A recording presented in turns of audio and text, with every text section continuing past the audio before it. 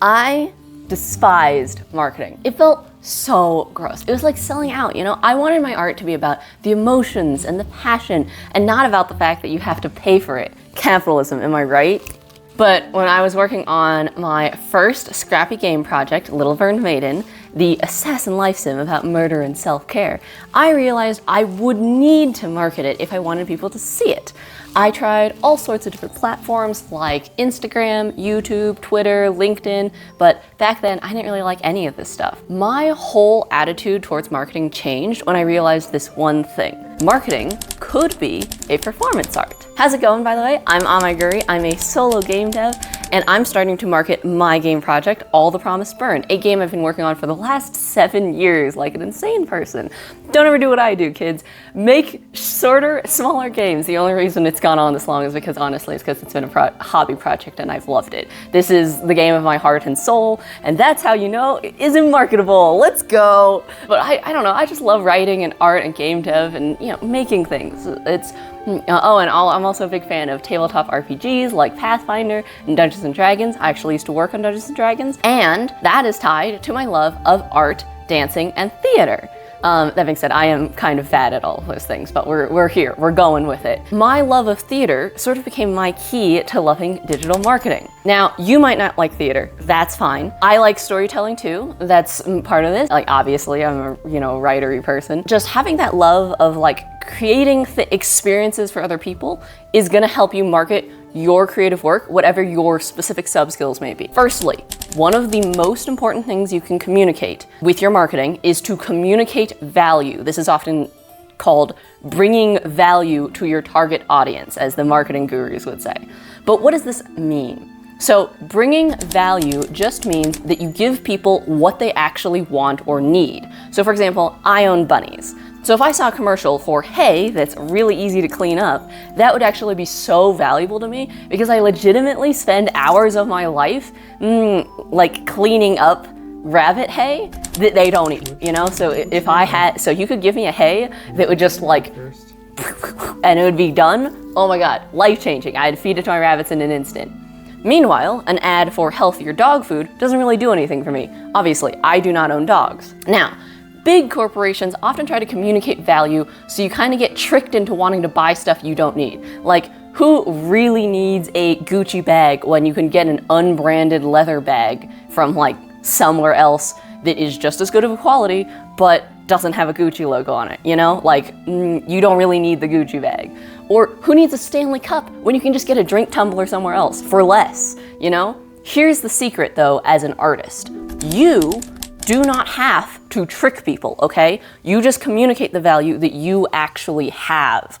So as an artist, the way you communicate value is a little different than for products that solve a problem, like cleanable hay or durable, good-looking bags to hold your things or healthier dog food. These are products that are designed to solve problems. Now, I will say, as an artist or a creative of any kind, there is the path of making educational content and courses. You could sell your knowledge of how to do art and your knowledge of like your creative stuff to other creative people. Sidebar, I'm going off script actually. The biggest downside to that is that if you are selling educational content and courses, then you're only really marketing your art to other artists. And as a small artist, that makes a lot of sense, right? Because you're, as a small indie creator, the first people who pick you up are gonna be other small indie creators. Like, realistically, the average person is not going out there looking for indie stuff, right? The average mainstream people who like mainstream stuff are looking at stuff in the mainstream. So your first audience is going to be other artists.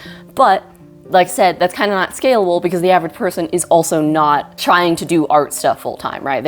Even if they are doing art, it's probably something that's a little bit more of a casual hobby to them, which is fine, but they're not necessarily going to pay $5,000 to take your art course, for example, right? They're going to just work really hard at high school, get scholarships, and go to college for art, or go to an atelier or something like that. So the better option for artists typically is to sell the emotions and sensations that your art evokes. For example, Ghibli movies evoke a combo of horror and wonder. Epic the Musical evokes a combo of angst, horror, and hype. Romantasy novels offer horniness and escapist power fantasy. Isekai anime offer horniness and escapist power fantasy. And Hoyo games offer... Okay, but just look at all the promised burn. In fact, let's focus on the blatantly sketchy, hand-drawn art style I've chosen. I think that makes it kind of feel old-timey, at least in comparison to modern, crisp AAA graphics. It's also simplified in a sort of cutesy way, maybe reminiscent of fairy tales. But the colors are dark and jewel tone, a darker, more serious look to contrast with the otherwise cozy aesthetic. This combo is aimed at a target audience of young adults who may still be nostalgic for their childhood, but can't engage with their children's media in the same way anymore given that they're an adult now. And so you've got this sort of nostalgia with a dark twist vibe going on with the art here.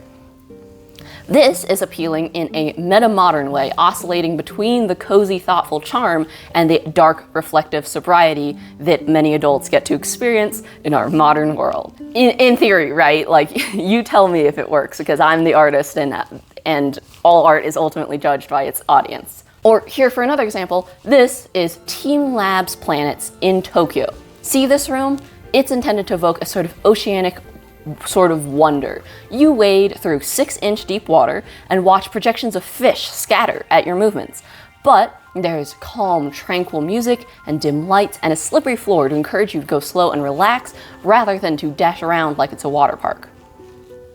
I could go on forever, but you can see why in each of these examples, people engage with these forms of art so that they can experience emotions and sensations offered by these experiences. Our artistic and creative endeavors all evoke emotions, so your marketing should evoke the same emotions that your creations do. This image of Team Lab planets communicates a tiny bit of what it actually feels like to walk around in their water exhibit. This video snippet of my game communicates a little bit about what it's like to play it. So when you're marketing your creative works, strive to evoke the same sorts of feelings that you would evoke in your actual art. Treat the marketing as pieces of art. But how do you know what kind of emotions your art and marketing should evoke? You should tailor it to your target audience demographic. Now, I'm not saying that all people are exactly the same, but there's a reason that the TikTok algorithm can connect you to people verbalizing emotions that you didn't even know you felt. Because certain humans do in fact share certain experiences that make them into particular types of people. Yes, everybody is unique, but you know that one girl who just got back from Spain and she says she's gonna learn Spanish and she says everything in a Spanish accent now? And you know, so since she's learning Spanish, she's got on that Duolingo and she's got a Duolingo streak, but then she gives up after about 2 weeks and she's not actually fluent. And she always talks about how the lemonade here isn't as good as the limon she had in Barcelona. Yeah, we've all met her. Or that guy who got a liberal arts degree and now he works at Starbucks. He wears glasses, he has thick brown hair, and he knows a little bit too much about military battles of Alexander the Great. And he loves board games and he has a 3D printer and he keeps saying he wants to make a board game or write a book, but he never gets around to it. It's probably the ADHD, honestly. Or what about the non-binary person with a 3-letter name? They're a furry, they love dragons, maybe they're in IT, they emulate SNES games and they're making a Dark Souls remake for the PS2, and they're ace, but they're in a queer platonic polycule with a he-they lesbian witch and an unemployed trans girl named Jade who makes a mean sourdough starter. We all know these people, right? All these people want different things out of the art that they consume, which is simply true because their lives shape the kinds of people that they are. And the kinds of people that they are shape what they want to feel in their art. So who is the ideal person for your art? Where do they want to hang out? What kind of money can they afford to spend? How are you going to communicate your value and evoke emotions in them so that they spend that money on you? Now, I mentioned that marketing is like a performance art and like storytelling because, just like performance art, you have a specific audience and you evoke emotions in them. But you know what else is key to this?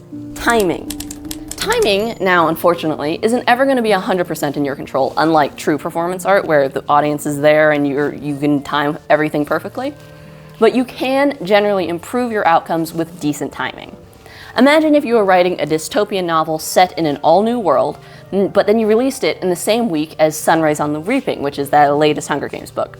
that more established brand would suck all the air out of the room. But if you waited a month or two for the buzz to die down to release your dystopian book, you would be capitalizing on the trend cycles and maximizing your searchability. Or even better, if you released it a month earlier so you wouldn't get compared at all, you could improve your chances at success. Or think about this in terms of when you post to social media or new videos or whatever else as well. It doesn't make a lot of sense to release a book and then release the trailer for it later. It makes more sense to release the trailer first and then the book. That's a pretty obvious example, but like, consider this video then. It's about marketing, but it's coming out a month after my video about market research into story-rich RPG Maker games, which is a part of marketing, and a month before my Genshin Impact marketing video, which is going to be SEO friendly. That's search engine optimization. Or in other words, you put in words people actually are gonna search as a way to draw attention to my channel. Also, by posting less, I'm a little bit more elusive and mysterious, right? Like, ooh, Mysterious Belle and her mysterious exploration game that you can wishlist now on Steam. Yeah, I know. Okay, I did a poll on this, and most of you guys think I'm cringe and scrappy, and I'm so sad. I want to be mysterious and cool. Yeah, no, I'll hang on. Wow, I'm so I'm not. I'm so unmysterious and uncool. Would I have more success if I did weekly videos instead of monthly ones? Yeah, because I'd have a lot more of your attention. And attention is the most valuable commodity. What do you do once you have your audience's rapt attention and their emotions high? You need to end your story with your audience member buying your creations. In sales, this is called the conversion stage of the marketing funnel. Because you see at the top of the funnel, you get your audience's attention and trying to get people as familiar with you as possible. I think it's called the familiarity stage. And then you want people to investigate you further, and that's what you're gonna do when you comment on this video and click on the links in the description. And then in the conversion phase, you will wishlist my game on Steam because you're convinced I have a cool video game and the emotions I evoked in you were good. And so you'll help me by wishlisting my game on Steam so it's boosted in the algorithm. And lastly, in the loyalty phase, you buy from me again and again in the future, which you'll definitely do, right? Okay, cool. So next month, I'll be doing a case study on Genshin Impact's marketing as a performance art. So when you see that hook on the internet, you can show your loyalty by coming back for that video.